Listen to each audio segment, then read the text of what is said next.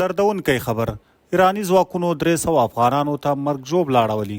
دا چې اصل قصه څنګه ده او څنګه ایرانی فوز 300 افغانانو ته مرګ ژوبله اړولي ده د خلکو غبرګون څه ده. که غواړئ چې په اړه یې پوره معلومات ترلاسه کړئ نو ویډیو تر پایه وګورئ.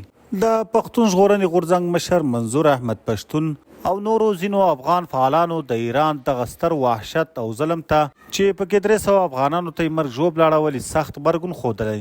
ویل کېږي چې 300 افغانان چې غوښتل د ایران له هیواد څخه ترکیې ته ولاړ شي، ایراني پولیساتو ځواکونو ورباندې ډزې کړي دي چې پکې له 300 څخه یوازې 60 افغانان ژوندي پاتې دي، یعنی 240 افغانان ایراني پولیساتو ځواکونو په شهادت رسولي.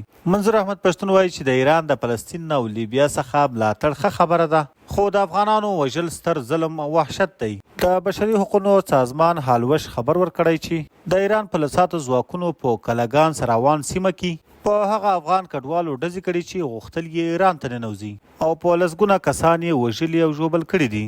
منظور احمد پښتون وایي چې ایران په ډیر ظلم او وحشت سره په لسګونه افغانان شهیدان کړي دي چې دا ظلم دی او له ډېرې مودې راهیسې داسې پیښې رامنځته کیږي. پښتون زیاتوي چې د ایران د دې ستر وحشت مقابل کې باید ټول سره یو شو او غږ پورته کړو تر څو د ایران تر واکدارانو ورسیږي. هر څوک باید غږ پورته کړي چې نور د داسې ظلمونه بند شي او د دې پیښې کوونکو پر خلاف د ګام پورته شي. د افغانستان مخکنی لوی څارنوال محمد فرید حمیدي هم د ایراني ځواکونو له لوري د بېګناه افغانانو وژلو ته غبرګون ښودلی. هغه ویلي دي چې په قصدي توګه په بېګناه افغانانو برید او د هغوی وژل د بشریت ضد عمل او لوی جنایت دی.